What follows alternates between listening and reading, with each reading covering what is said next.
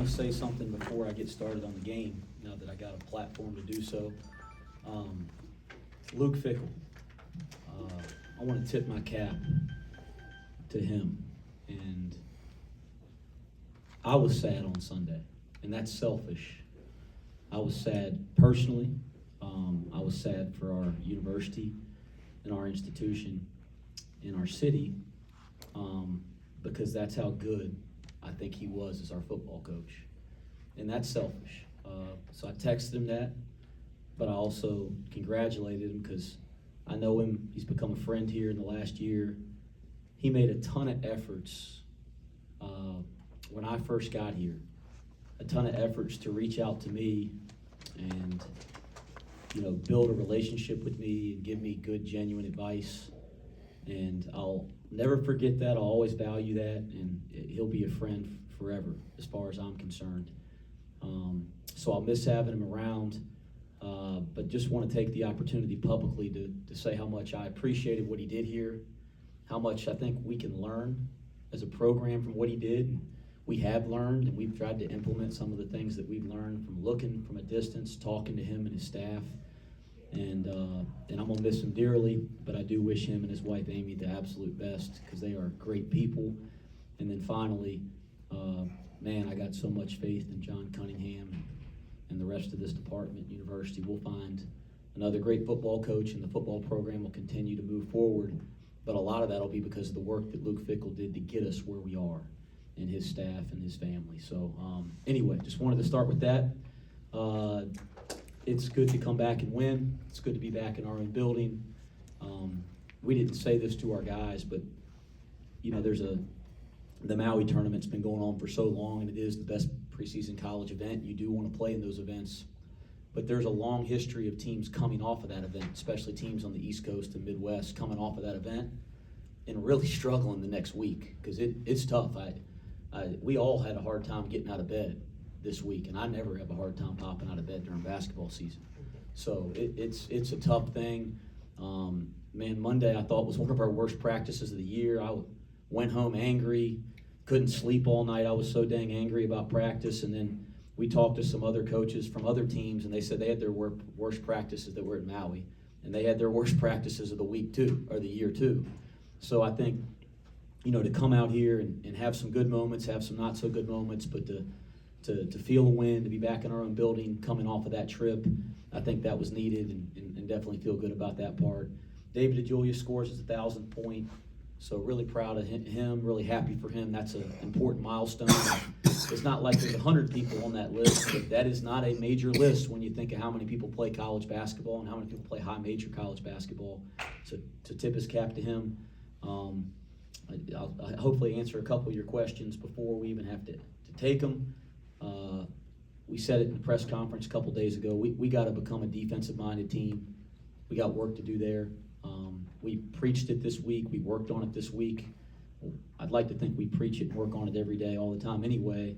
And I thought there were moments our group really tried to embrace that, and there were possessions that were great, and then there were possessions that weren't. And we're going to get this team there defensively and on the backboards. We will. I'll be in a grave before we don't get there. We are going to freaking get there. Again, losing John Newman has made that more challenging, but it also gives other guys a chance to step up, and we have to do it collectively, not just with one or two guys. And so that's the focus right now, because if we do that, we all know we're going to be a good offensive team. It's inconsistent offensively. It was inconsistent tonight, but when it's good, it's pretty dang good. You had a stretch tonight in the middle of the second half where the offense went cold. You threw it into Vic, got a bucket at the rim, and then seemed to open everything back up. The roll, we hit him on the roll. Yeah. How much is having him as a threat to be able to give you some easy buckets, changing things offensively? We got to get the ball inside. We got to get the ball inside. We got to put pressure on the rim. We got to get fouled, right? We can't just be a jump shooting team because that's going to be hot and cold. I think we're a pretty dang good jump shooting team. So we are trying to find ways. We've implemented actions to get Vic catches. It wasn't Vic's best night offensively. He'll be the first to tell you that. And he's been so dang good. He was due for a night that maybe it wouldn't go in his way. And he looked a little fatigued, I thought, at times tonight. But we have to do that. We're trying to get Landers catches in the post. We've given Landers the ability to go down there and post in some of our flow offense, and we got him there. We called some actions to get him in there. One time we turned it over. Dan and him didn't get a good catch down there in the corner in the first half. But we have to put pressure on the rim off the bounce. We have to put pressure on the rim through the post, and you'll see a concerted effort to continue to do that. I do think that there was more space on the floor tonight. We broke down. Like Rob got downhill a couple times and made some nice plays at the rim and for other people, and we got to continue to create more space to drive the basketball. What's your message at halftime of a game like this where you have a little bit of a lead, you're probably expecting to win? How do you make sure they don't come out and play flat? Defend. They're shooting, I think at halftime, they're shooting 46%. 48%. That's even dang worse. They're shooting 48% in the first half. That's about the first thing we said. It was the middle of what we said. It was the last thing we said. You always talk about some of the X and O things that could help. You know, I'm not going to bore you guys with that, but that was the gist of it. Let's just try to hold them, get them under 40 for the game. We didn't do that. We got them to 33 in the second half, but I'm sorry. Yeah, we got them to 36 in the second half, which was 42 for the game. We're trying to get them under 40. That was the gist of the message. Julius was kind of in an offensive slump in that 3-game stretch, the 3 losses. Well, he wasn't in an offensive slump in Louisville. There were 3 straight losses. Before Louisville. Correct. Yeah. So I try to forget losses. It's hard. I don't forget losses. My question I is, thought you were thinking about the 3 games in Maui. No. My question is just from an X's and O's perspective, have you done anything differently that you're willing to share to get him more looks and easy looks at the rim, or is it just him? Yeah, you know, shot selection is an important part of us becoming a better offensive team. It just is. And it's a challenge because we have 3 guys that can make really, really tough challenge shots. And sometimes, especially Dave and Jeremiah, sometimes shoot it better taking a tougher shot than an open shot. Everybody that's followed us since I got here, we see it as coaches. You know, whatever y'all see, we see 100 times clearer. You know, and so you want them to have the freedom to be themselves. You just want to make sure we're doing it at times we don't surprise our teammates. So David, man, in space and in isolation and the step back, that's a really tough shot for the average player, for most players. It happens to be a really good shot for David. We just want to make sure when he takes it, we got the boards covered and we're not surprised, because it is a good shot for our team. And a similar thing for Jeremiah. It's when we take those shots and they surprise us as a team, that's when they're not necessarily good shots, even though those guys are very capable of making them. So it's a lot more about where the rest of the guys are, and they can anticipate it and get to the offensive board and get some balance in terms of our defense covered while the shot's going up.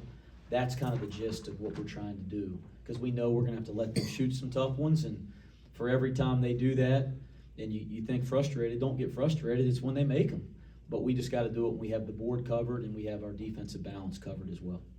Just going back to what you were saying about becoming a defensive-minded team, what are the challenges that come with that kind of being your ethos? And obviously, if it was as easy as we're going to become a defensive-minded team, you guys would be that. But when you look back at your career, when you've had to kind of mold these teams into being defensive-minded teams first, what do you see as how you've been able to do that?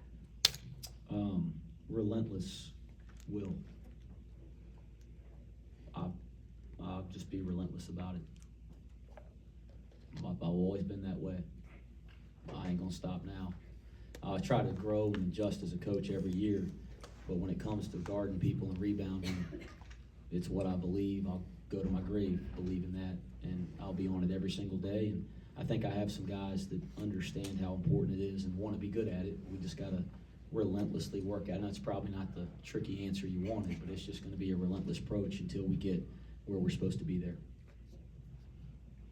The numbers say you were good on the glass. Were you happy with the effort tonight on the glass and how you guys did on both ends? Yeah, like early in the game on the offensive board, I thought Vic got one that kind of got us going. Jeremiah gets one. I didn't like that shot. You know, he gets one on the free throw line area and shoots it. We practice what we do on the offensive board. That was one that, surprises us, for example, but he got one, and somebody else gets one too. So I think that's where we need to be consistent, because we can be consistent on the offensive board. We still have a ways to go on the defensive board, but big picture, I was okay with it. I'm sure I'll watch the tape and be even more dissatisfied, but you look down at the numbers and you do got to be pleased when you're 40-22 on the board and 14-4 on the offensive board, so that part's good. 2 more questions? Rob Fennessy, team high plus 23 tonight, season high 7 points. What was working well for him out there? Again, we tried to open the floor up a little bit more. I don't know how easy that is to see for you guys, but we're trying to, when we break down, we're trying to open the floor up a little bit more, and, you know, I'm trying to guide on him. We got to find his offensive role within this team, and I think he's a guy that can get downhill and get into space, and I thought he did that tonight, made some nice plays. Landers really made it an emphasis to get to the line tonight. Obviously, you finished 5 from 8 from the free throw line, but you guys went 12 of 18 as a team. Was there something you guys were seeing out there that you could get downhill and attack and really get to the free throw line? Well, he missed his first 2, I think, and I couldn't believe it, because he's a damn good shooter, guys. But no, I mean, I said it.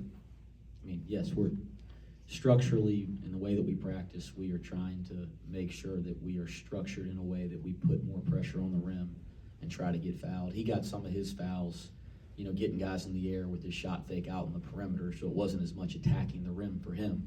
He did get, I think, an offensive board down there and got fouled one time, but yeah, we got to get fouled. He's got to get fouled. David's got to get fouled. Vic's got to get fouled, that type of thing. Justin, do you have one? What? Thanks, Coach. Thanks for working.